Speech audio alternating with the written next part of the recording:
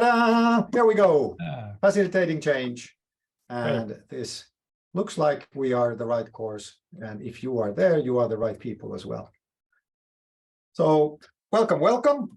Good news is that there's plenty of us. At least over 300 people have registered. Most of you are through FITEC. So thank you, Finnish government. And so welcome, which means that you are not students as such, but you're actually professionals working in the working life, which is actually the whole, how should I say? This is one of the fun things about this course is you who are not professional students. Nevertheless, it looks like we have roughly 70 professional students, Aalto students. Warm welcome to you as well. And then we have tourists, people who come and go as they please. Yet get no credits, but maybe they get all the lessons and fun. We have over 100 of you. Let's see how many actually we had today. Now we seem to have 180 people roughly, so not quite 300 of you there. Yes, the picture says, remember to record. I think Rosa and me have both recording, so time to go forward. I'll go over the course objectives, why you are here. Maybe you're not, these are the reasons, but hey, this is what the course is here for. So you can choose and understand what we're trying to do with Jari here.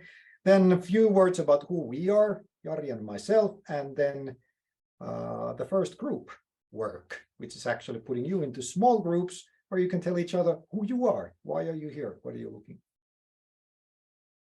Nevertheless, the course is all about change. And that's the key word. And how do you facilitate other people for change?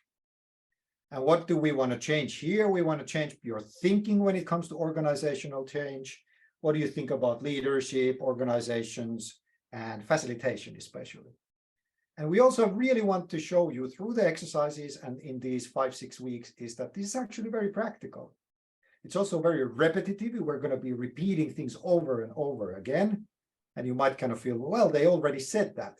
That's not the thing. You need to kind of go over and rethink the things and really do something with your hands with them. And that's what the exercises are about.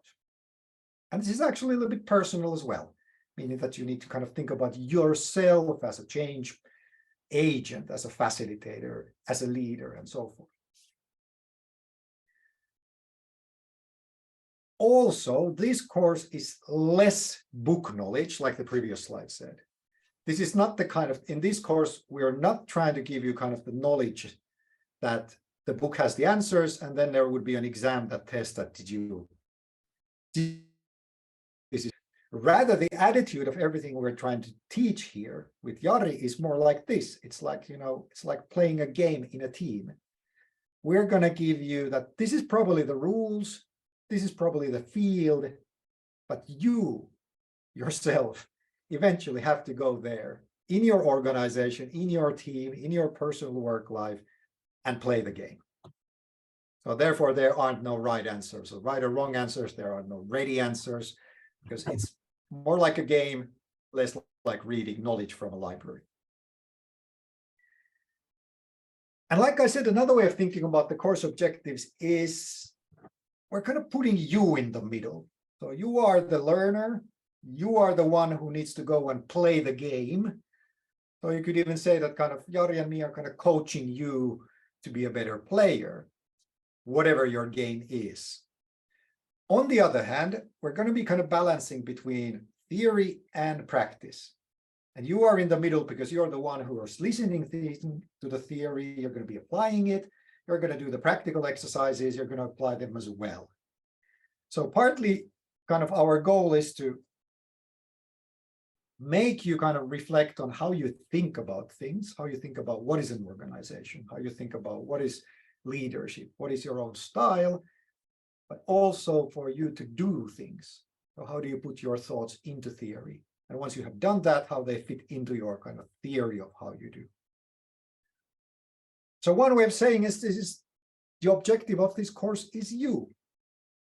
And because you are actually quite a special group of people, now getting close to 200 people online with, you know, a variety of backgrounds. Some of your students, most of you are in the work life, and wherever you're coming from, it's really kind of that trying to turn this around. How do we make the most of this group of people that happen to be here in the spring of 2023. And kind of really hammering this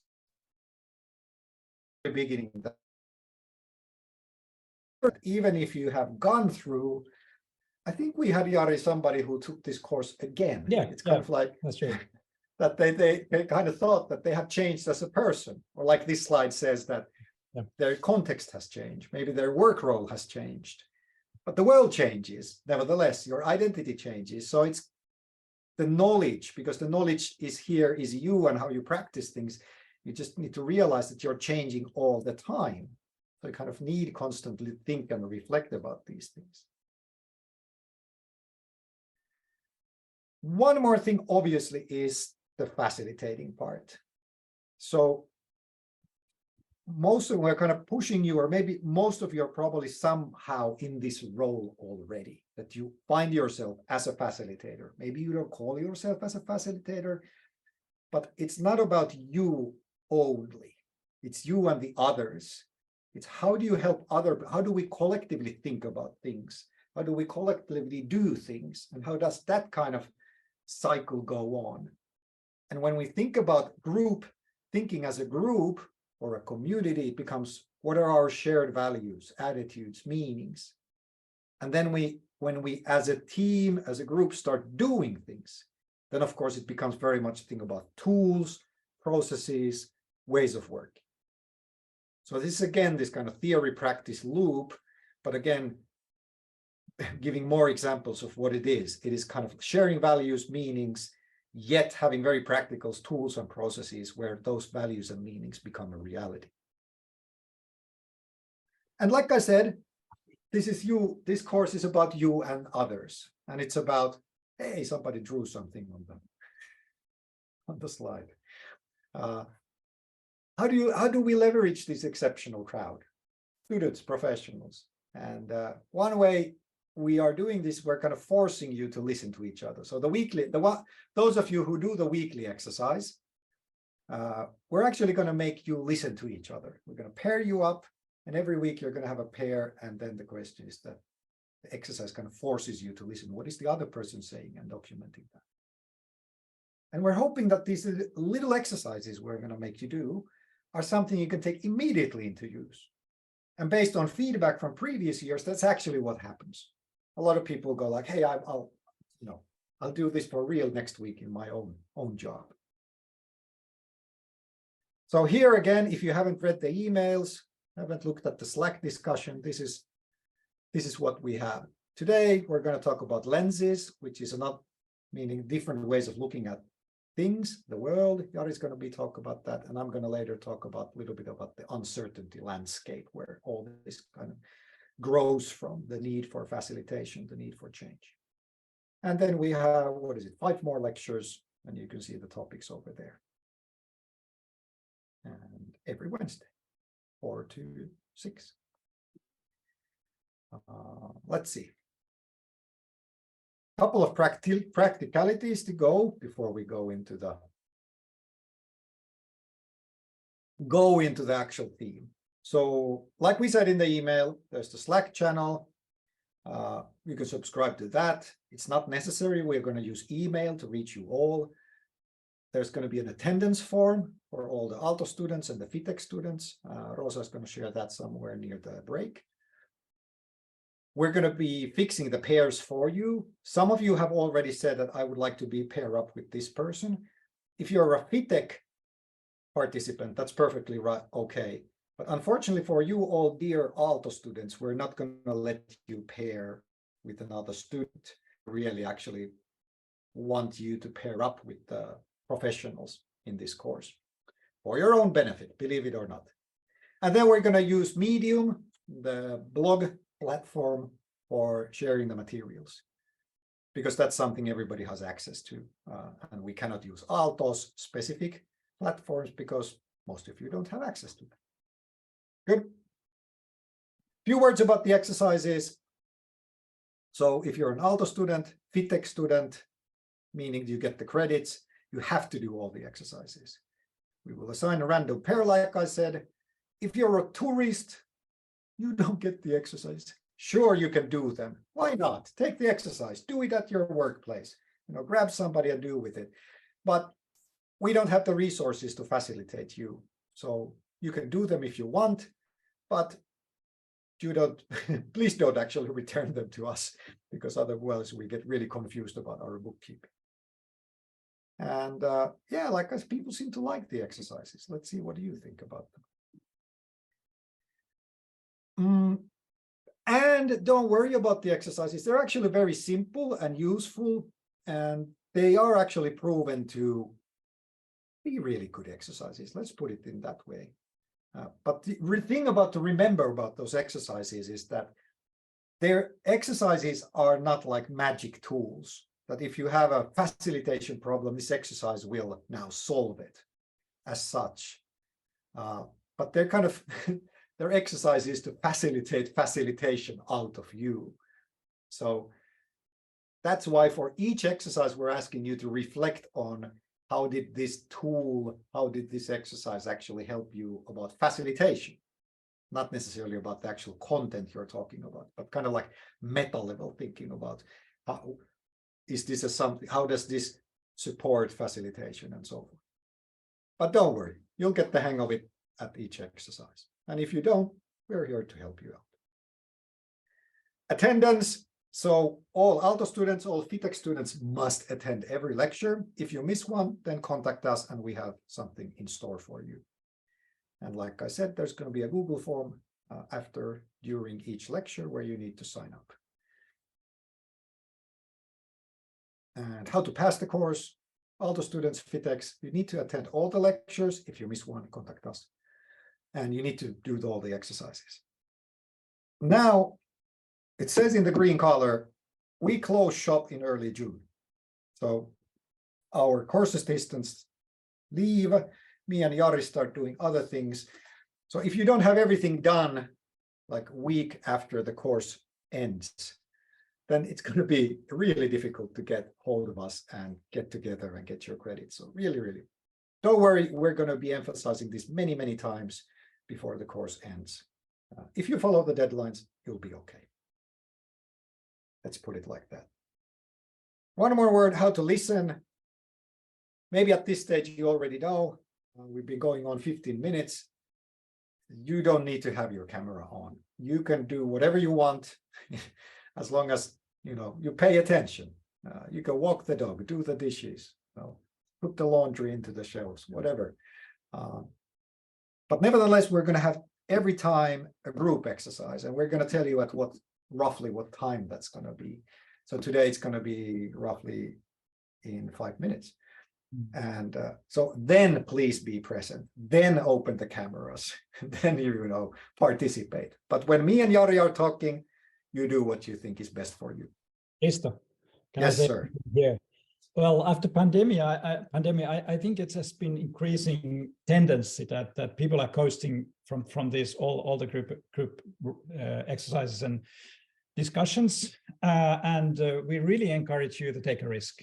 That go there and meet other people, discuss with them, and it's really can be really eye-opening and rewarding. And it's also not just for you, but it's for you are serving others as well. And I think that's very strongly part of the facilitation as a profession, that we help others to learn. And so this is a great opportunity for you. Take a risk and go there and share your thoughts, listen to others and support. So it's a great opportunity to do that. So don't coast away. And of course, if you have a moment, you are in a bus or something like that, so that's understandable. But take a risk and go to the breakout rooms. Oh yes, that was nicely said, Jari. I would have said you have to go to the breakout rooms. Yeah. You have to be nice to other people. Okay, catching up with the slides. Here's well, I'll just leave this. You get the slides anyway. So if you missed something, here's kind of your to-do list of how to solve problems.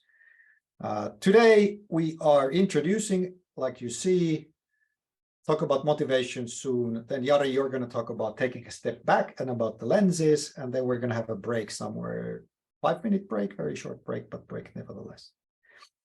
But before getting the first breakout room,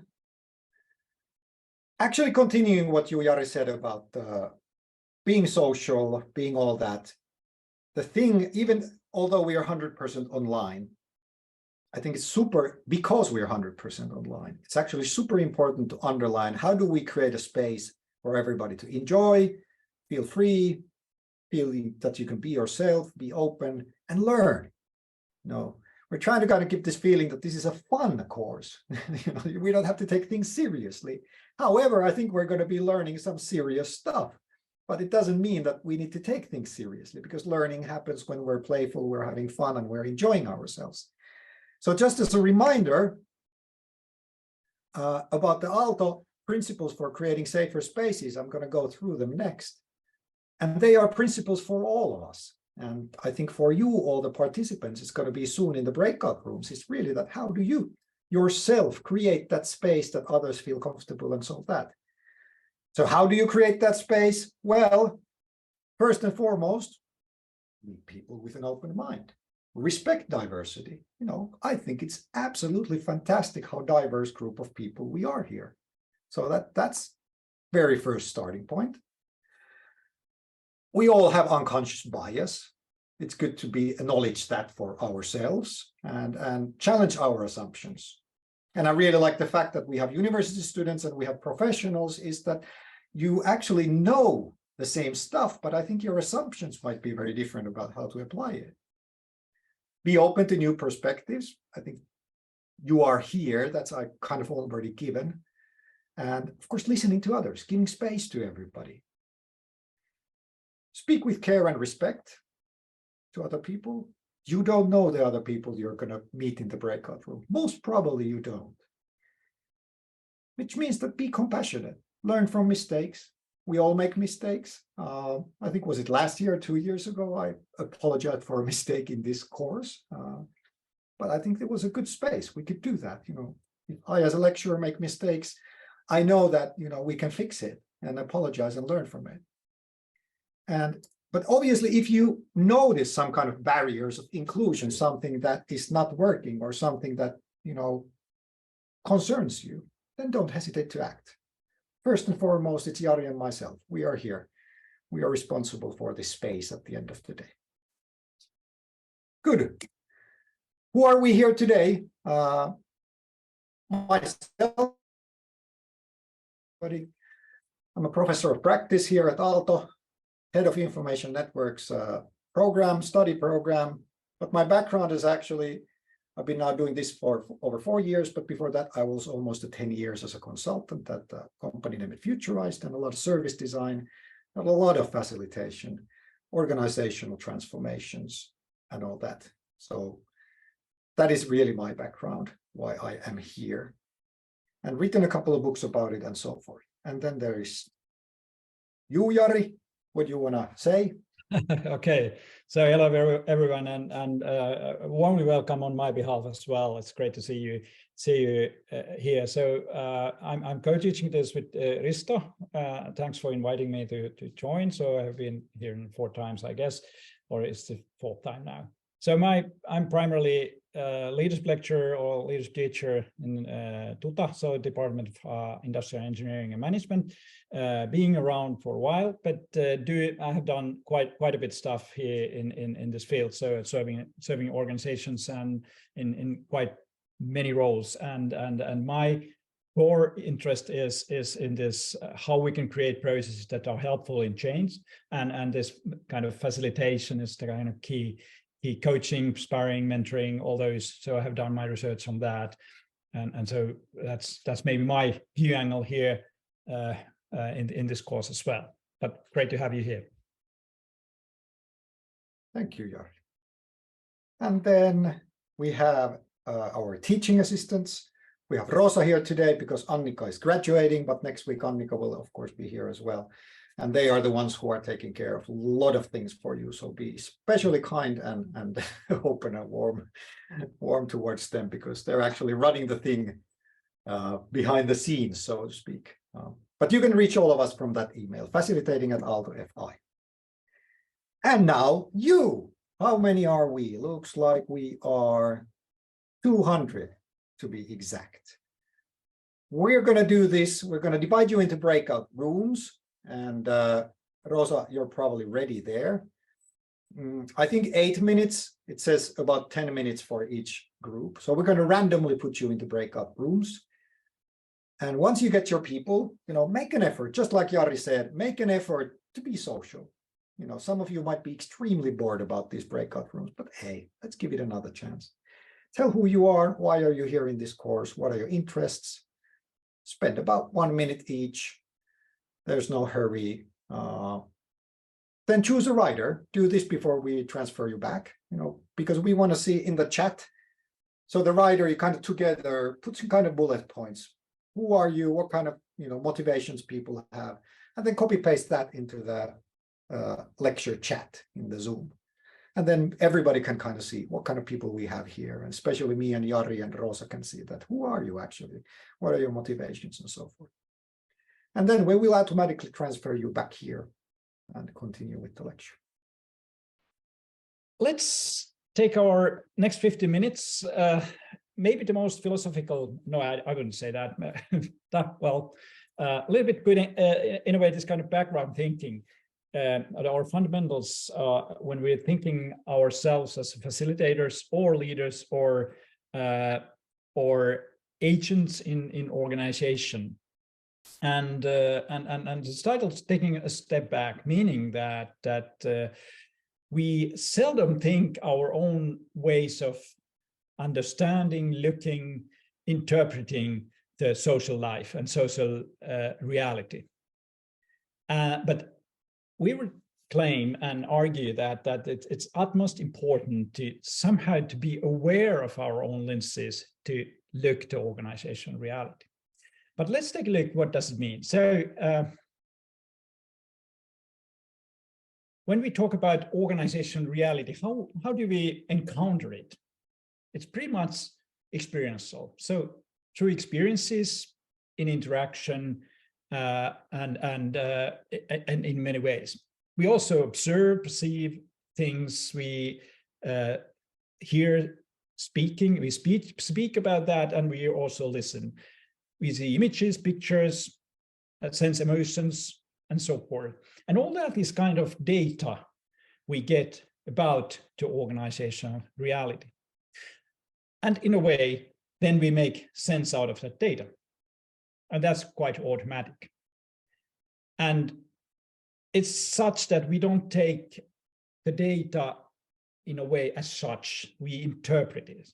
And so we can argue that, or say that we all have kind of unique lenses to interpret and make sense out of the data we acquire, whatever data it is, but also the social, from social life. So having our lenses, where they come from then. So in a way, they are kind of product of our life history.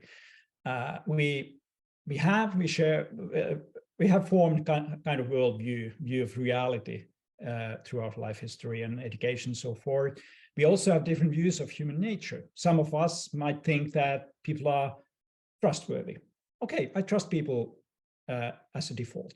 But others might have some other experiences that they are a little bit doubtful, that be cautious and not to trust at once, but listen and learn, and then you can trust people.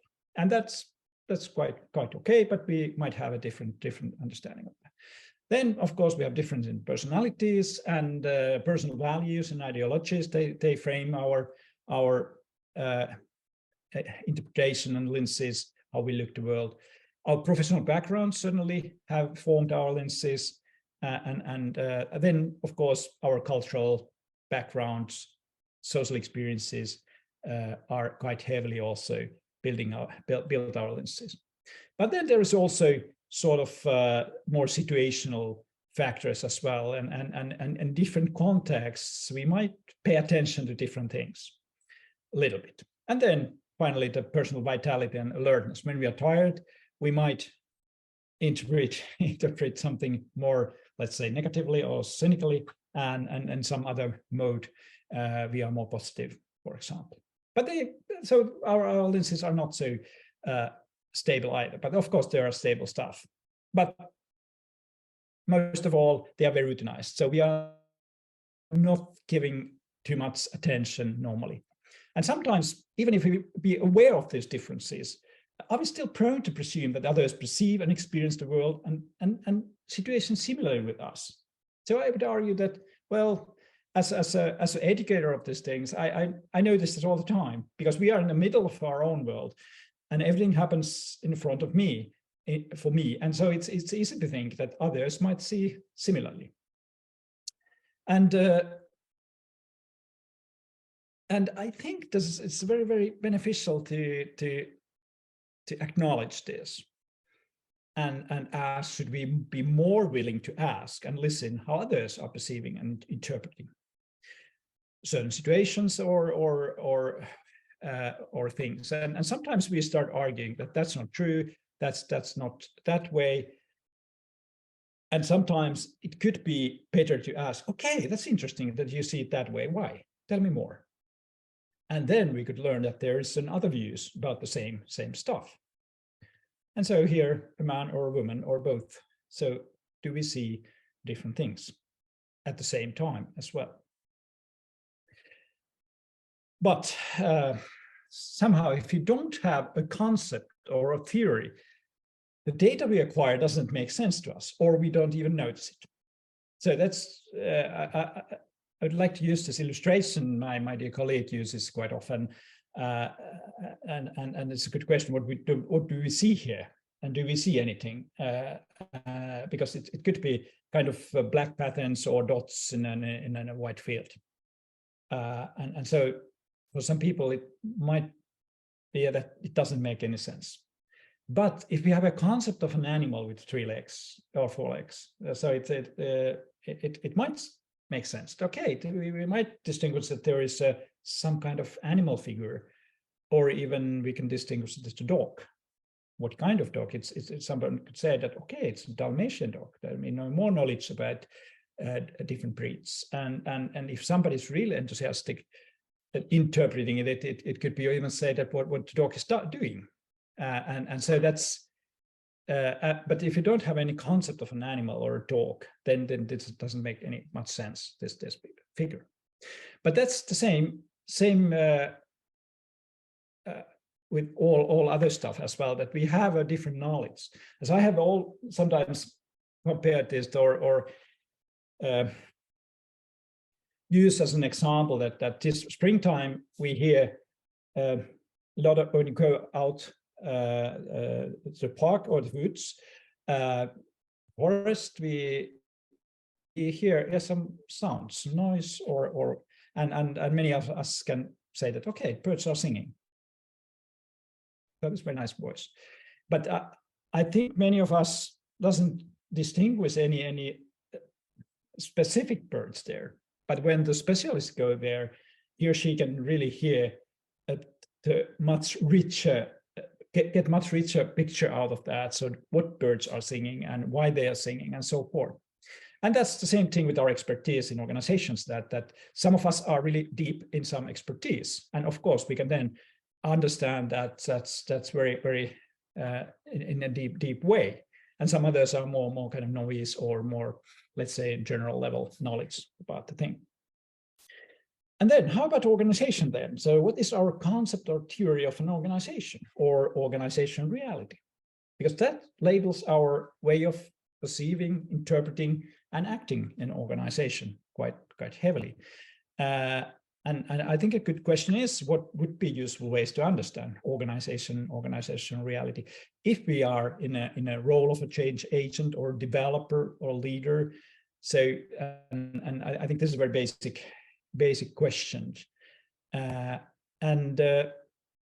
What are the possibilities? So one possibility is that we see organization as something that can be objectively measured and analyzed and understood from outside as different structures, practices, processes, and so forth.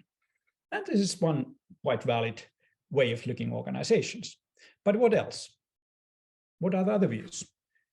Could we say it as something that is socially constructed and maintained through mutual meaning making within?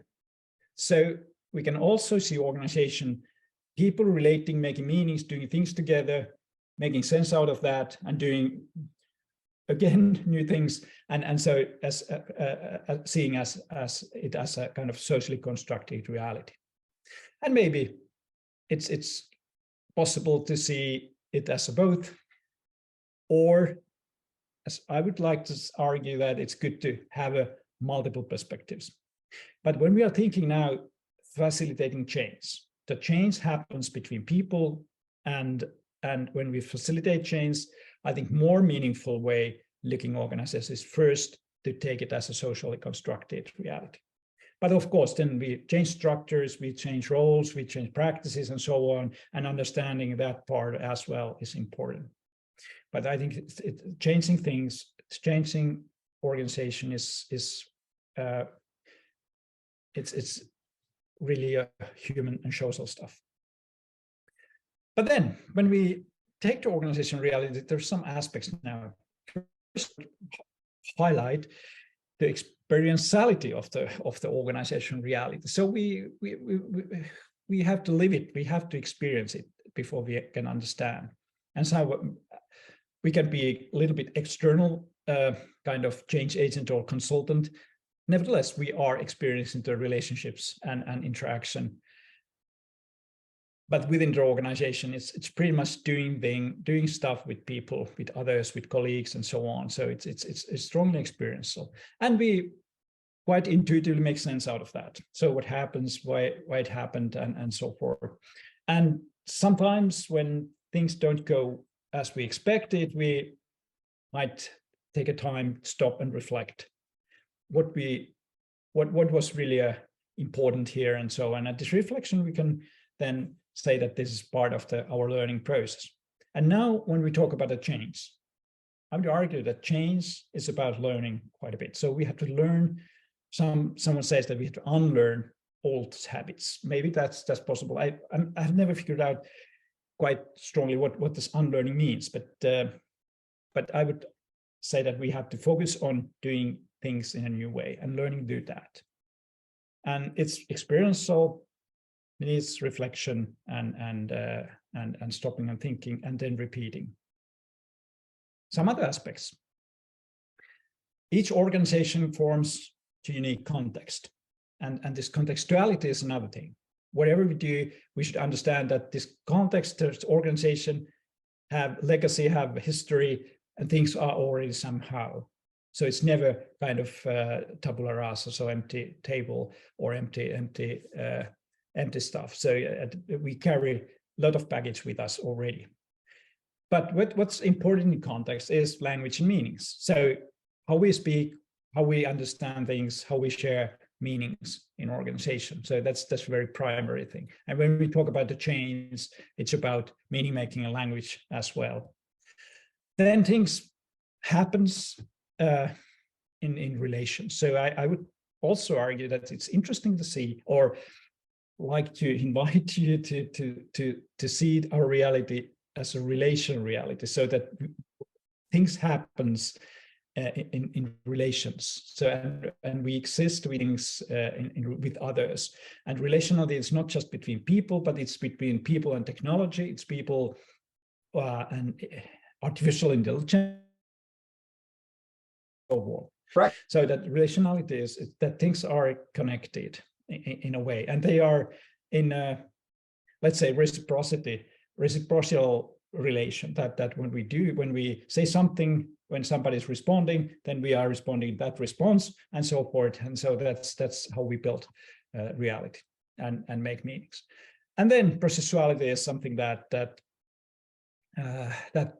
things are in motion. So organizations are never kind of static. Things are in motion all the time. And when we talk about change, it's kind of process of change. So it's not just event or episode. There can be many episodes within the process, but this processuality is one view that is good to acknowledge. Then we build our organizational life through practices, and so that's something, so routinized patterns of doing things and communicating, having meetings, and so on. And these practices tend to be quite strongly defining also our organizational reality. And all these build our culture, which we can also label many things to inside the culture, but somehow it's shared values, shared understanding, shared meanings, and ways of doing things, and we can call it culture. And then about culture and practice, one thing is why it's so hard to change is that this culture and practice tend to become deeply routinized, and that makes the change quite hard, because they are kind of safe things. We know we can do those things. We think this is the right way to do things, and it's building our identities and so forth. And they are that way very deeply in us quite often. And it's good to understand also this kind of recursive nature of our how we do. So we by doing things, making meanings, we produce our culture, but then the culture produce in a way us as well. So we adapt the culture and so on. And that way it's good to see the organizational life as such. But then I would argue also that it's possible to change the culture by starting and talking to make meanings differently and doing things differently. And so that's the way we can really further the change or develop. And finally, some further questions. If we think that our ways to see the world define our agency and understanding in organization, so I think it would be very beneficial to review our lenses and basic assumptions critically. So what we don't see, how other ways we can see things, and then involving others to discuss about the situation and interpret the situation richly. Then, as these practice and cultural beliefs are routinized, we should let us experience, explore, and exercise new practices in a safe and useful way. So not forcing people to do differently, but inviting them. And when we get experiences, then we can start believing. But telling people stuff, I think it's not very efficient way doing change. I think we should experience, explore, exercise, repeat, and get competence doing things a new way. And if we believe that we are relationally independent beings, then I think we should take issues of inclusion, participation, engagement, need of competence seriously in general, but especially in change situation. So that was very quick kind of look to our, let's say, basic ways to interpret, and now I think it's time for a 5-minute break, right? Wherever you are, we continue now. I promised to talk about uncertainty, and here we go, because I like the word, although the word is it's a buzzword almost, because it kind of has so much in it. There can be like personal uncertainty, like global uncertainty in economics and so forth. But this is what I mean here, and the visualization is that this course is about organizations.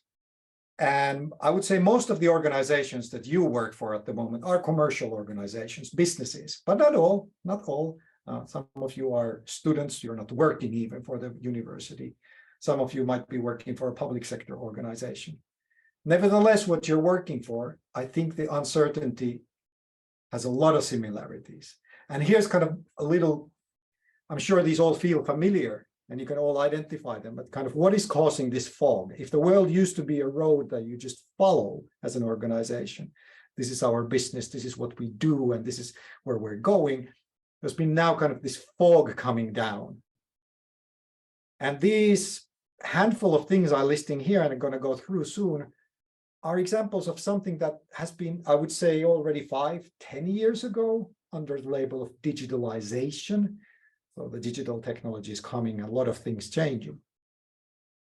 But it's not just that these things are forcing this fog into our vision, that we cannot really see where we are going as an organization.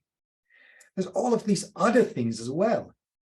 I guess ChatGPT is a good example. Something just pops up, a new technology, a new business model, a new something, and it causes even more fog.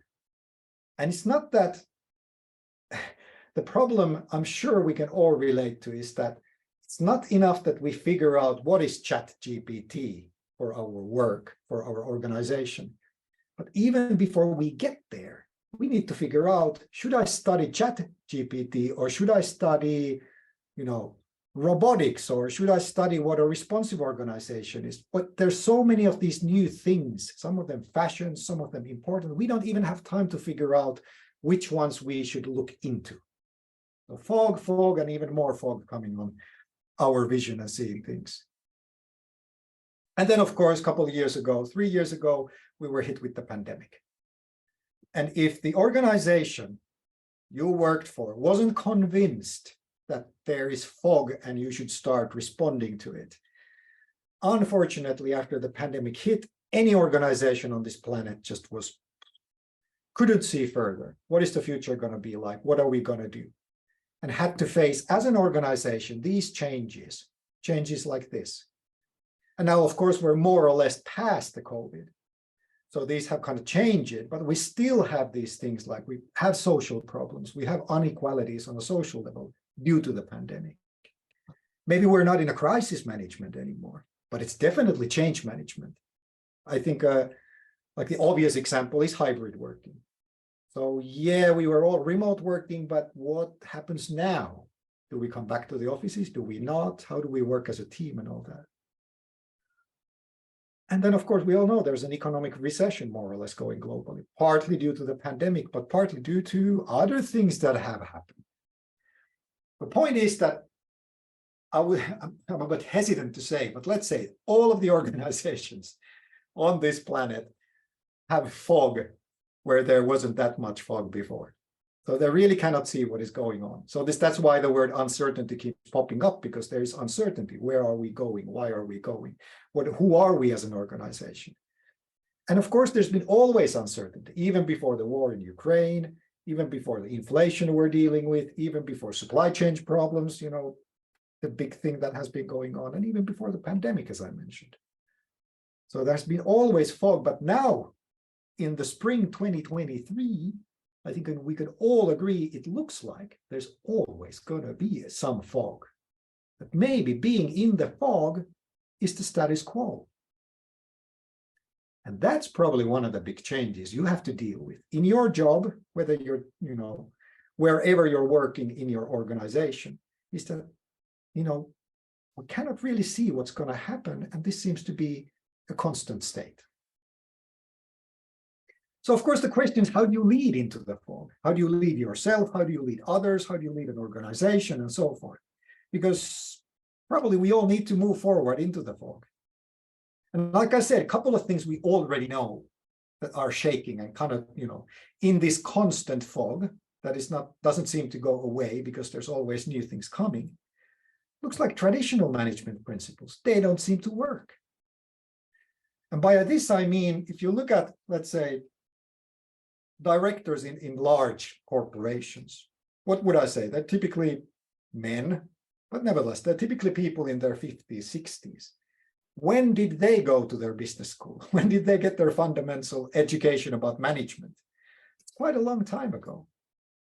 And in that world, the world was, in the last century, the world was such that, of course, managers and directors were managing for predictability.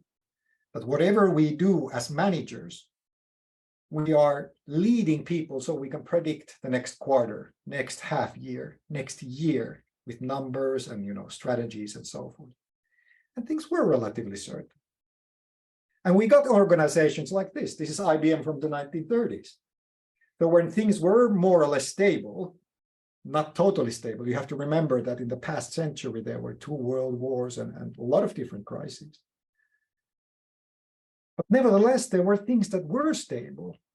And you got organizations that looked like this, where you have like separate functions, and then you have different managers for each functions and so forth. And the longer, the older the organization is, the more kind of stable these functions become. These silos, if you will, they become more, they become almost sacred. Because if you're an old organization, then maybe the organization has been there longer than anyone who has worked for that organization. So think about, for example, where you work now, or if you're a student at Aalto University. Well, all of us working at or studying at Aalto University, the organization is older than anybody working here, which means that some of these structures are become kind of, people don't question them. So traditional management is changing. Then, of course, I had a good examples, and everybody knows this. There's new emerging technologies all the time. So just, if you think about an established organization that wants to change, then they maybe start adopting a new technology. Probably the fact is that when they get things out, things have changed already. If a typical innovation cycle takes a year, 2 years, can even take 3 years for a large organization. Things tend to change in 3 years. So yes, new emerging technologies come at a rapid pace, which means that in the past 10 years, at least, maybe 20 years, there's been this call for, we need a need for speed for innovation. Time to market. We need to get the products out there, new services, new business development. And the reason is because if you're a commercial organization, or even you're not, it is the customer interface. If you get change fast in the customer interface, meaning your products, your services, whatever you put out there, then the idea is that you can actually start responding to the changes in the outside world faster. And that is the reason why there's been this kind of trend that how can we innovate fast, quick time to market. So a lot of teachings and a lot of practices go into how fast we are to adapt. And again, sometimes it starts to look like this. For those of you working in these situations, you might feel like this, that things are just popping up faster than you can react. How do you rapidly respond to uncertainties? And the pandemic, again, was a good example that, yes, some organizations can very quickly respond to uncertainties. A lot of grocery chains were extremely fast in providing grocery deliveries and online shopping. The schools were extremely fast in remote teaching. I'm not sure it was a good thing, but at least they succeeded in doing it. And I mean, the whole vaccination was practically a miracle globally, that vaccinations and all the logistics of it happened.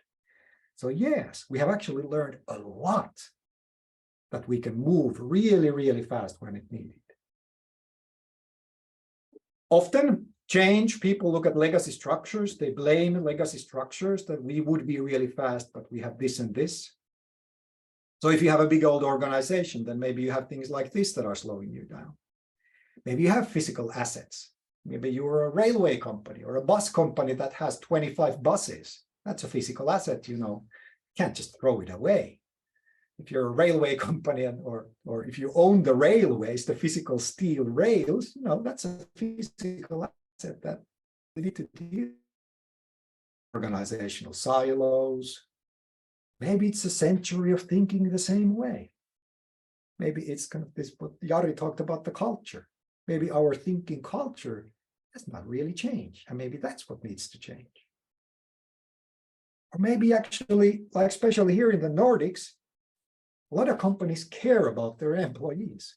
So yes, it's a legacy structure. If you have a lot of people, you can think it like that, but actually that may be something you need to care. You just can't throw it away. You need to make sure. And here in Finland, it's of course the Nokia story is a big one. When they sold the mobile phone business and it started going down, there was actually quite a lot of effort to take care of the people who used to work in that business that didn't exist anymore. And second to last, customers live in the same planet. They change as well. It's not like the people who we are serving, let's call them customers, they're not stable. Their expectations change. And this is for all you Aalto students. Just to give an example to everybody.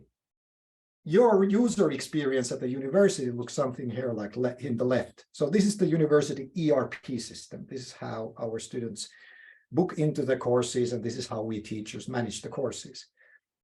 Looks very clunky. It is actually even worse.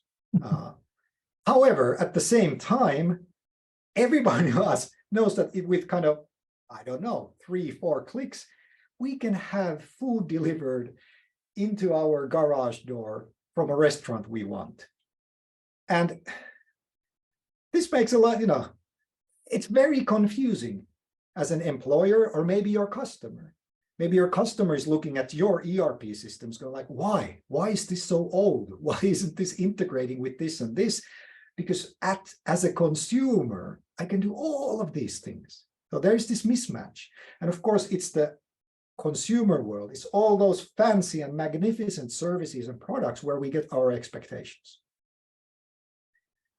One more thing, because I think this kind of tries to summarize some of these changes globally that is happening in our thinking, in our management, in how organizations are changing. Because I think we are, broadly speaking, a lot of, especially if you're in a manufacturing business, and a lot of the business was manufacturing in the past, 150 years ago. Transition that we're moving from a physical product-based organizations into these social impact organizations. What do I mean by this? So here's my super simple example. That let's say that we work for a company that does those blenders, kitchen blenders. And our organization has been designed to produce that amazing blender. We have factories and we ship them all over the world.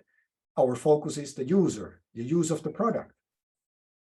And then we get into the challenging business times and we start thinking, how could we be more valuable to our customers?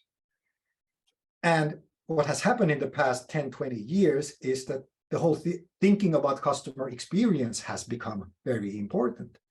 So how do customers experience our blenders? What is their kitchen experience? What is their smoothie building experience in their own kitchen? So we start thinking more broadly, how does our business fit into their broader scale?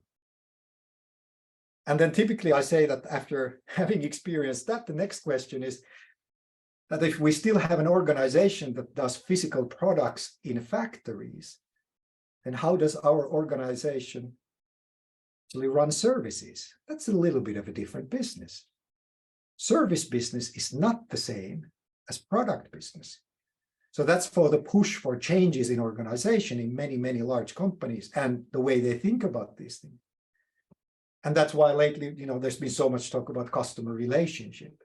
So the relationship is between the organization, the brand, not necessarily the products or the services that it provides. Let's take sneakers, Nike, Adidas, all of those. It's more about the brand. It's not about the actual services and products. And then, of course, nowadays, the big question is that as an organization, are we honestly making a positive impact to society? So I would say in my simple model, the last kind of transition, the change that is pushing behind one of the big trends here is something like this. From a very kind of product-centric thinking about leadership, about organizations, gradually moving through services to organizations towards that, hey, we actually have some kind of a role in the society, in the planet. So putting it all together, all of this are causing the fog. And the big question is how do I lead? How do I lead myself? How do I lead a team of 5 people? How do I lead a department of 50 people? How do I lead an organization of 5,000 people? Which is another way of saying, how do we organize? If we're 5,000 people, how do we organize ourselves? What do we do? So is this anything new under the sun? Actually, no. That's a good thing about being in a university. You actually find studies about similar things that have been done decades ago. We'll get back to this later, but strategic uncertainty, there's nothing new about it. There's been always uncertainty. I would say that there might be a qualitative difference in the speed. There might be more fog and the fog doesn't seem to go away, but we already have mechanisms and thinking and management to deal with the fog. We'll get later back to that. But the other thing, so I have 2 things. One of was the fog thing for today's lecture. The other thing is kind of bring us all on the same page that I would say that a couple of things have already happened. Big organizations have already reacted to this. Small organizations have probably reacted to this much more, many times. But I have like 3 awakenings that I would say hopefully feel very familiar to all of us. The alarm bell has gone. I think everybody by now understands that if you bring digital stuff into an organization, the whole digitalization is not a technical thing. No, digital is a way of working. And what I mean by this is that everybody already understands that all of these kind of digital ICT technological changes, data analysis, artificial intelligence, machine learning, it actually changes the way we work in an organization.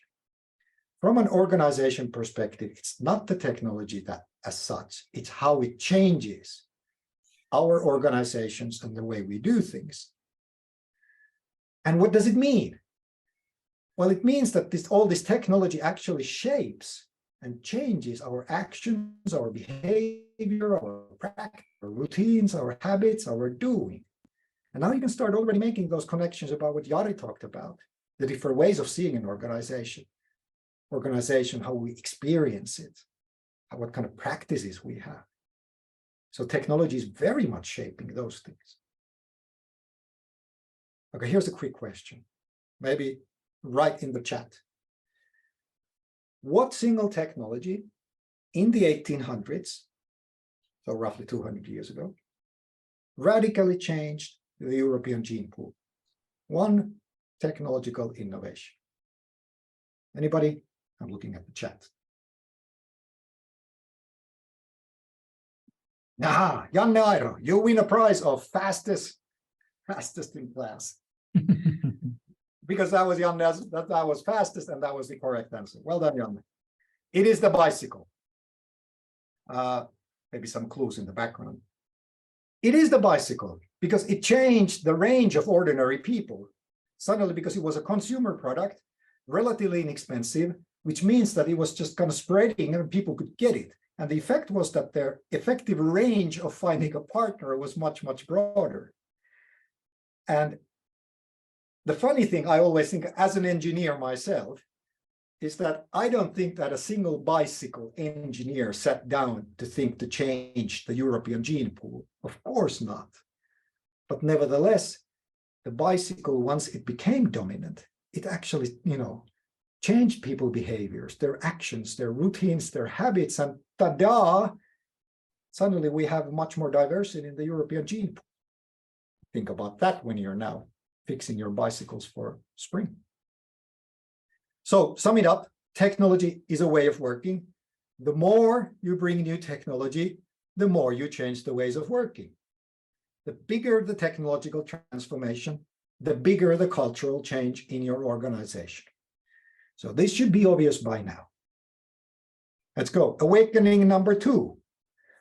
So technology is changing organizations and the ways they work and think and behave.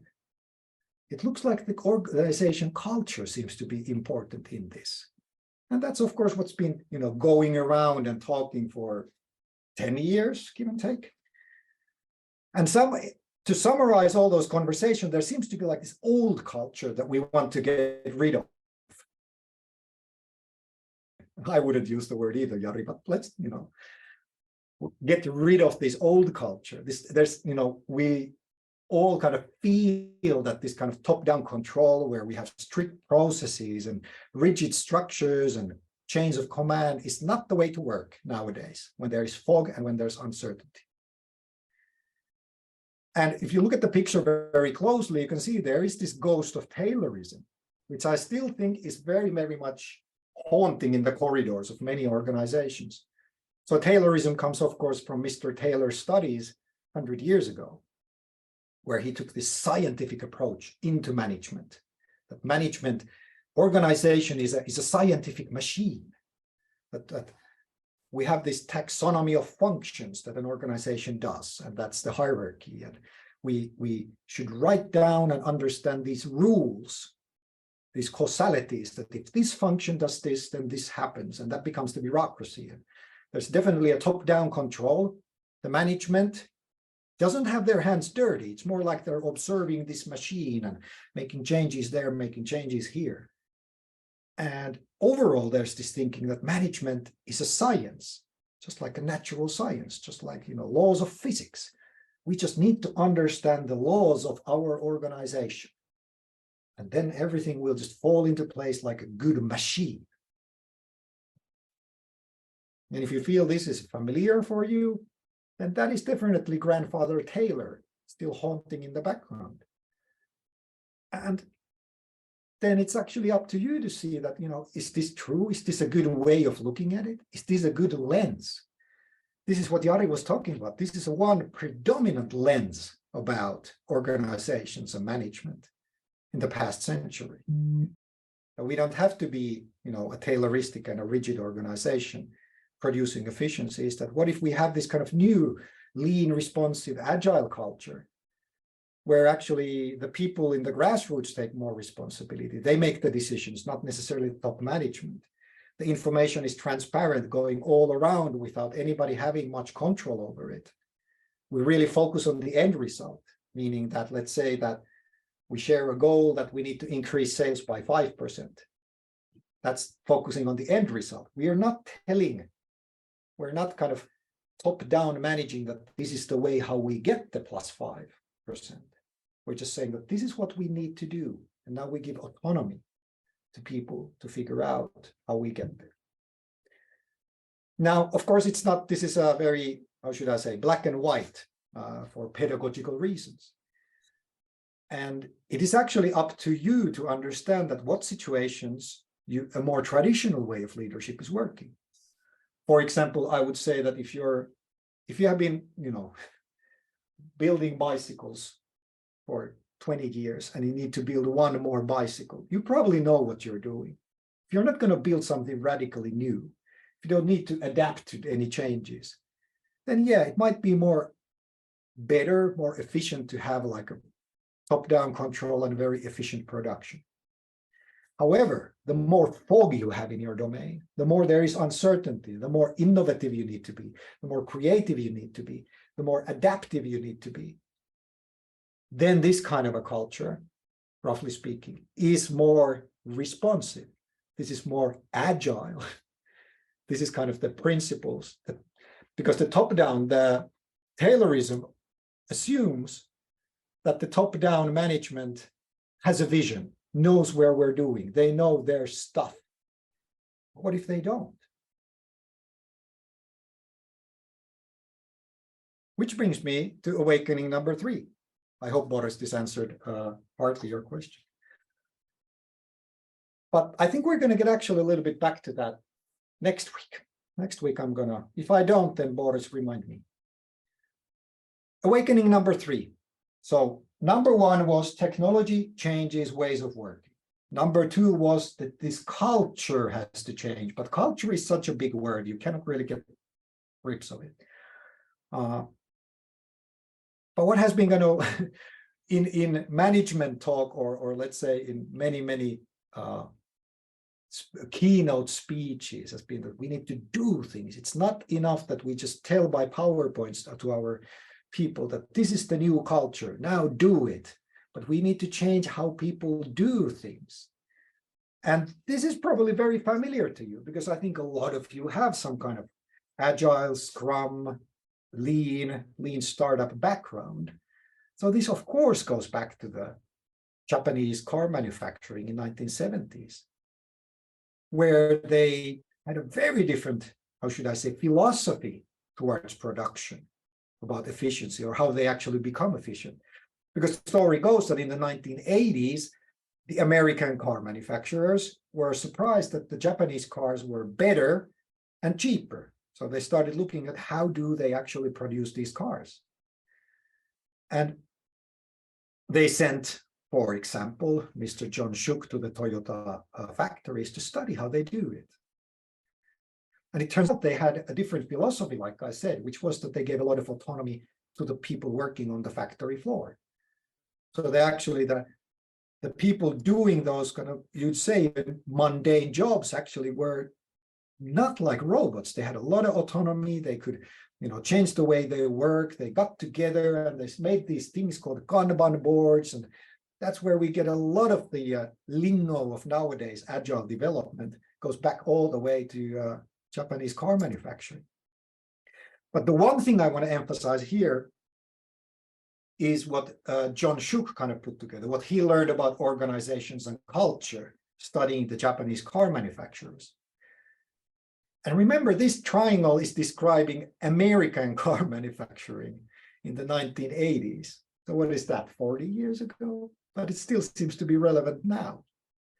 Nevertheless, what Mr. Shook understood was that the old model, the way that American car manufacturers were doing things, was that they would sit down in the top management would sit down, they would write down that this is the company culture. And they would write down, these are the values, these are the attitudes. They would put those corny, posters on the wall: courage, efficiency, safety, and then tell people that this is what you need to do. So change thinking to change behavior. However, it looked like that the Japanese car manufacturing had absolutely the other way around. So rather than starting with the culture, then of course they had some kind of a vision, what kind of a culture we want as Toyota or as Mitsubishi or other big manufacturers. They actually started with the doing. They started helping the grassroots people to do their expertise stuff better, giving them more autonomy. And they were giving them tools, helping them out, gradually letting together with them to form the processes and to change their behavior. And in that behavior, the values and the attitudes, kind of like growing, plants from the ground, what is happening out there, the values and attitudes became. And the culture wasn't something that was top down, but actually became literally kind of grassroots upwards. But this is what we do. We have these kind of meetings, we have these dailies, we have these these actually have these values in our organization, that we listen to employees, that we can change things, and we are adaptive. So suddenly we have these values and attitudes, and when they put those together, you get a company culture. So to summarize, uncertainty, let me just check that clock. Yeah, we're doing fine. Uncertainty, that's what I started with. If you find yourself in the fog as an organization, as a leader, maybe even personally, you can't plan it. You can't see into the fog. So the response seems to be, hey, we need to build a responsive culture. And of course, all of you, those who have done agile teams, maybe run a Scrum team, know that it's a Scrum team is a microculture of responsiveness. But culture, whoa, culture, that's a big word. What does it mean? Well, what did Mr. John Shook teach us? He taught us that it's the culture of doing. So not all of the company culture. I mean, it's a variety of things, just like Jari told us. But we're going to focus on the culture of doing things, which we're going to actually focus on routines, on the tools, on how people, this is how we shape how people do things. Nowadays, you could add all the, the technological systems in this. Remember, technology, way of working. Introduce a technological tool, you're going to shape the way people do their routines.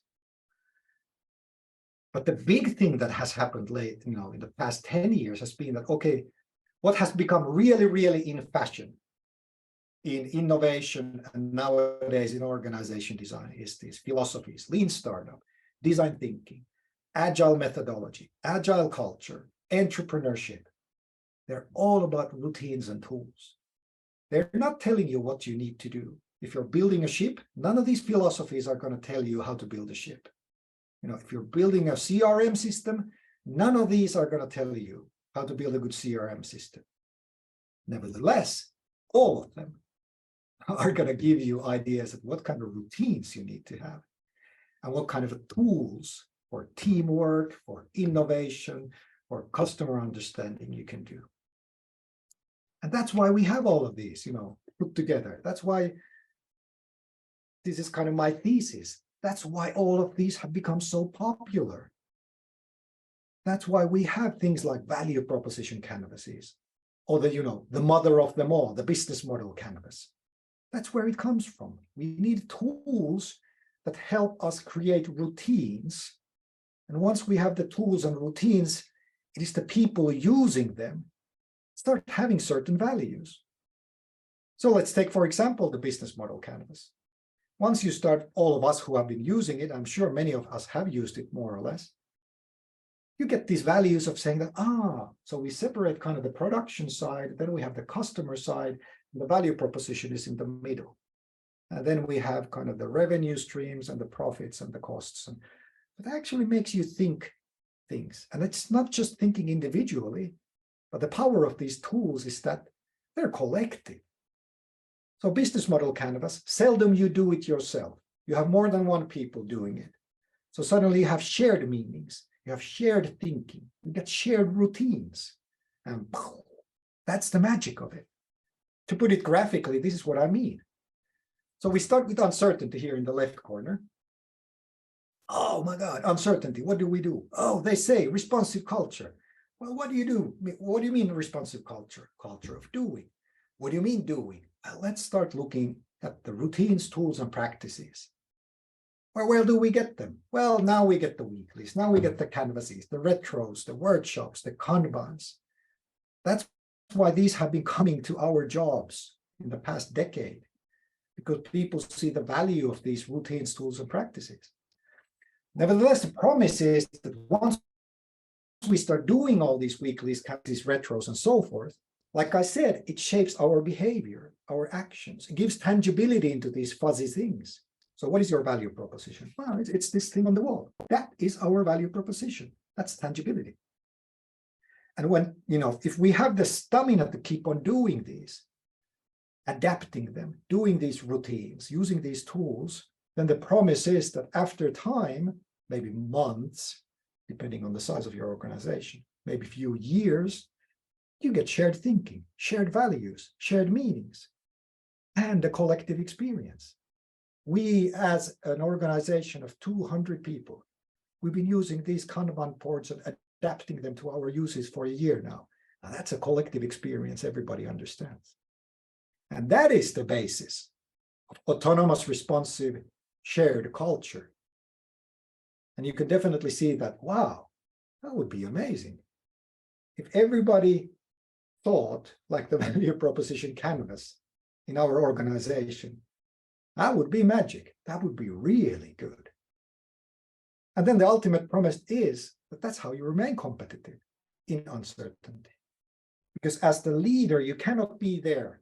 Obviously, you don't scale up for all the decisions need to be made. You need to build this culture where individuals make good decisions. So how do they make good decisions? Well, they have the right routines and practices and ways of working that keep your organization responsive, autonomous, agile, whatever word you want to mean. And that is, dear people, why we have other canvases. Fog causes canvas. Keep it really simple. Or put it another way, that's why in any organization now, there's doing rather than philosophies or really, how should I say, I think there's very companies that really require detailed project plans for tackling uncertainty. About action, experimentation, doing things, getting hands dirty, appreciating the individual experts and so forth and so forth. And that actually comes from the fog, because if you don't know what is behind the fog, you just need to start experimenting and doing things and going forward, getting your hands dirty. Cannot go on an autopilot. Good.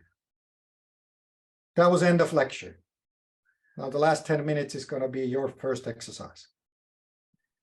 Let's take a breath here. Anbu is asking, do you get the slides? Yes, you do. You get the slides and you get the video recordings.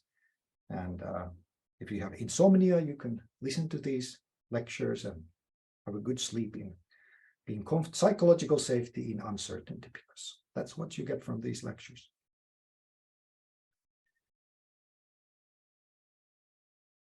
Good. We're going to week. All the FITEC, all the Aalto students, this is for you. All the tourists, well, why not? What else would you do in May 1st? This exercise, do it for fun. Speaking of May 1st, Vappu in Finnish, there are a lot of students here, and appreciating their one of the biggest celebrations of the year. Let's all be mindful that we, correct me if I'm wrong, dear students, I would say that doing this exercise tomorrow or Friday would be really beneficial from your perspective, or maybe Tuesday. Tuesday is the last day to do this. So, once you get your pair, very quickly try to organize 45 minutes, 60 minutes together to do the exercise. But yeah, let's be mindful about the 1st of May celebrations and try to get things done nevertheless. So what are we going to ask you to do? So the very first exercise is called the context onion. And why and what does it mean? Because the working in uncertainty is about understanding your context. If you cannot see into the fog, then the best you can do is try to understand the context you are in. So kind of this, you can see the onion shape over here. So it's that outside world shapes our company, which shapes how we organize, which shapes how do we do work, and what does our team do. So if you understand always the bigger picture, then the promise is that you're better at driving into the fog if you understand your context. So whatever you're doing, there's always a larger context. Duh, of course. Well, let's start drawing that in the exercise. So you are an individual, of course. You maybe are part of a team, or maybe part of a larger organization, which is part of a whole company. And the point is that if you think about being successful in what you do, and that's probably the point of doing things, isn't it? It's actually always defined from the outside. If you're part of the team, whatever you do as an individual, it is the team that more or less defines whether your individual work was successful. As a team, it's the next level of the onion. It's the organization. As a team, you were successful. You have to look at it from the outside to understand it, and so forth and so forth. And the other thing is, if you really want to make an impact with your work, small impact, large impact, whatever, it actually always happens outside your own sphere, doesn't it? We're going to get back to this later as well. But think about it. Your organization making an impact on the society. You need to go to the society to understand the impact. You cannot see it inside your own organization. That's what I mean by this. So let's have a quick example, maybe to help you figure out what I'm trying to tell here. Let's take an example. Maybe you're a big fan of design thinking, and you look at your own organization and go like, yeah, it would be really beneficial if people would understand design thinking. So you're the UX designer, you go to a facilitator, somebody like you, and the UX designer goes, I want to learn design thinking. Can you please teach me? It has a lot of promising good things. And you, the facilitator, go, yeah, sure, I'll coach you. And then the designer learns the tools and the thinking and the skills. Great. However, the designer goes, you know what? I learned everything, but it's not enough. Nobody in my team gets it. It's just so futile to use any of these thinking because nobody understands. Can you please coach my team? Okay, I'll coach your team. And then the team learns the tools, the thinking, and the skills. And then the designer, yeah, now the team is just absolutely brilliant. It's not our boss doesn't get it. Our governance model, our project plan templates just don't get it, and everything is just killed. Can you please coach our teams and our directors? Yeah, sure, I'll coach them. And then the teams and the directors and the PMO learns all the tools and the skills and the thinking. And then, oh my God, now everything is great, but our strategy has nothing to do with this customer centricity and all the things that design thinking things. And the top executives, they don't just get it. Now you probably get the point. And there is an old saying that if you want to go fast, go alone. If you want to go far, you need to go together. And now you can see that in this little example I made, it probably takes a lot of time to change. And then your role as a facilitator is how do you facilitate that change? And that's why we have different facilitators. Facilitating an individual, you might call them a mentor. If it's facilitating a team, maybe it's a coach. Maybe be inside an organization, you're a change agent. But if you're the top executive, then you can call yourself a change leader. But the point is, there is these definitely different levels of thinking. And if you want to make change and you start with an individual, there are these different layers. And it is these layers that we really want you to think about in the exercise. The larger context. This old saying from a Harvard business professor, people don't want to buy a drill, they want a hoe.